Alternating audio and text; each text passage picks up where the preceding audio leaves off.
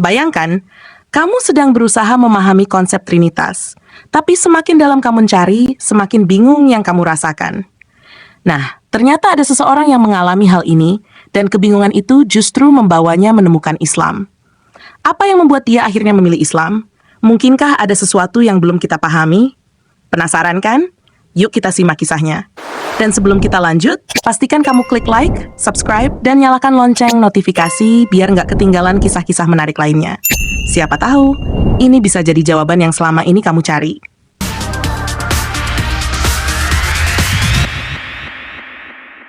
Roger Haddon adalah seorang dokter gigi asal Dungannon, Irlandia Utara. Setelah menyelesaikan pendidikannya, ia memutuskan untuk membuka praktik dokter gigi di Inggris. Namun, dalam perjalanan karier dan kehidupannya, ia memilih untuk menetap di Skotlandia, di mana ia telah lama tinggal dan menjalani kehidupannya sebagai bagian dari masyarakat setempat. Haddon tumbuh dalam keluarga Kristen yang taat, dan sejak lahir, ia telah menjadi bagian dari komunitas gereja. Namun, meskipun ia dibesarkan dengan ajaran-ajaran Alkitab, Haddon sendiri mengakui bahwa ia tidak selalu mengikuti prinsip-prinsip yang diajarkan secara mendalam. Hubungannya dengan agama lebih bersifat tradisi daripada keyakinan pribadi yang kuat. Di balik kehidupannya yang tampak stabil dan profesional, ada perjalanan spiritual yang kompleks dan pencarian akan kebenaran yang lebih mendalam. Bagaimana Haddon menjalani kehidupannya sebagai seorang Kristen yang lahir dalam iman, namun tidak begitu terikat erat dengan prinsip ajaran agama, adalah bagian yang menarik dari kisah hidupnya. Seperti banyak pemuda Inggris pada umumnya, Roger Haddon menikmati hidup dengan bersenang-senang tanpa batas. Saat masih remaja, ia mengaku tidak menjalankan agama apapun, termasuk agama Kristen yang diwariskan keluarganya. Meski demikian, Haddon selalu percaya bahwa Tuhan itu ada. Ia berkata, "Saya selalu percaya bahwa Tuhan itu ada," menegaskan keyakinannya bahwa alam semesta ini diciptakan oleh kekuatan yang lebih besar. Namun, meskipun ia yakin bahwa ada pencipta di balik alam semesta, Haddon terus merasa terganjal dalam keyakinannya. Dia seringkali memikirkan Tuhan dan penciptaan, tetapi setiap kali ia mencoba mendalami pemahaman tersebut, selalu ada sesuatu yang menghalangi keyakinannya untuk tumbuh lebih dalam. Ketika melanjutkan studi ke universitas, Roger Haddon mulai berinteraksi dengan banyak teman Muslim. Dari pertemuan ini, lahir diskusi-diskusi mendalam tentang keyakinan antara Haddon dan teman-temannya. Haddon sangat menikmati diskusi tersebut, terutama karena mereka sering membahas konsep Tuhan dan keimanan. Pembicaraan ini memicu rasa ingin tahu yang lebih besar di dalam dirinya tentang keyakinannya sendiri. Semakin sering Haddon terlibat dalam diskusi, semakin besar keinginannya untuk memperdalam agamanya, khususnya keyakinan Kristennya. Dia merasa perlu kembali ke akar agamanya dan mencoba memahami lebih dalam apa yang telah diajarkan kepadanya sejak kecil. Saat memasuki tahun terakhir kuliahnya, Haddon membuat rencana untuk mereformasi keimanannya dan menjadi seperti orang tuanya dahulu, yang merupakan Kristen yang taat. Sebagai langkah awal, ia memutuskan untuk mulai membaca Alkitab dan memahaminya dengan lebih serius. Tekad ini menandai fase baru dalam perjalanan spiritualnya, di mana ia berupaya menemukan jawaban yang lebih mendalam tentang kepercayaannya. Haddon memulai pencariannya dengan memantapkan pemahamannya tentang konsep Trinitas, yang selalu mengganggu pikirannya. Sebagai seseorang yang masih awam dalam pemahaman agama Kristen, ia merasa bingung saat berdoa. "Apakah doa saya akan ditujukan kepada Tuhan Bapa atau Yesus?" ujarnya, mengungkapkan keraguannya. Untuk mendapatkan penjelasan yang lebih jelas tentang konsep Tritunggal, Haddon mulai berbicara dengan beberapa pemuka agama Kristen. Namun, tak satu pun dari mereka yang berhasil meyakinkannya. Meskipun mereka memberikan penjelasan yang beragam, penjelasan tersebut tidak mampu menjawab kebingungannya secara memuaskan. Merasa tidak mendapatkan jawaban yang memadai, Haddon memutuskan untuk terus membaca dan memahami Alkitab, bertekad mencari kebenaran di dalamnya. "Masalah Trinitas membingungkan saya. Mengapa semua nabi dalam Perjanjian Lama berdoa kepada Tuhan dan melakukan tindakan yang benar, berharap pengampunan darinya? Dan tidak ada yang berdoa kepada Yesus," keluhnya, menunjukkan frustrasi yang terus mengganggu pikirannya. Dengan semangat untuk mencari jawaban, Haddon melanjutkan pencariannya, berharap bisa menemukan pencerahan yang selama ini ia cari. Haden semakin penasaran dengan konsep Trinitas, terutama karena ia menyadari bahwa bahkan tidak ada istilah Trinitas yang disebutkan dalam Perjanjian Lama. Beberapa pemuka Kristen bahkan berpendapat bahwa konsep ini tidak secara eksplisit ada dalam Perjanjian Baru. Haden merasa bingung dan mulai berpikir, jika Tuhan tidak pernah berubah dari dulu hingga sekarang, maka pasti ada yang salah dengan pemahaman ini. Untuk mencari jawaban, Haden berbicara dengan teman-temannya di universitas. Beberapa di antara mereka beragama Sikh, Katolik, ateis, dan beberapa lainnya adalah Muslim. Diskusi-diskusi ini memberi Haden perspektif baru. Keingintahuannya yang mendalam dan ketidakpuasan dengan penjelasan yang ada membuatnya berusaha lebih keras untuk memahami kebenaran. Di tengah pencariannya, Haden menemukan jawaban yang mengejutkan dari salah satu sahabat Muslimnya. Temannya tersebut memberikan penjelasan yang tidak hanya logis, tetapi juga membantunya melihat konsep ketuhanan dari sudut pandang yang berbeda.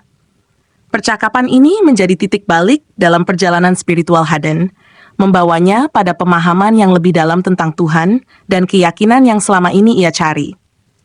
Dan seiring berjalannya waktu, Haden merasa semakin dekat dengan jawaban yang selama ini mengganggu pikirannya. Dalam pencariannya, Haden menemukan bahwa dalam Islam diperintahkan untuk menyembah satu Tuhan yang tidak memiliki mitra atau partner. Saya sangat tertarik dengan konsep ini, ujarnya, merasakan adanya keselarasan antara keyakinan yang ia cari dan apa yang diajarkan dalam Islam. Namun, ketertarikan ini tidak menghentikannya untuk terus membaca Alkitab dan membandingkan sumber-sumber Kristen dengan Al-Quran dan buku-buku Islam lainnya. Haden mulai memahami bahwa umat Muslim percaya Tuhan mengirim pesan kepada umat manusia melalui berbagai nabi yang berbeda, dimulai dari Adam, manusia pertama. Semua nabi tersebut hanya percaya pada satu Tuhan, yaitu Allah SWT. Selain itu, ia juga menemukan bahwa Muslim meyakini adanya hari perhitungan di akhir dunia nanti, ketika semua orang akan dibangkitkan dan dihakimi atas amal perbuatan mereka.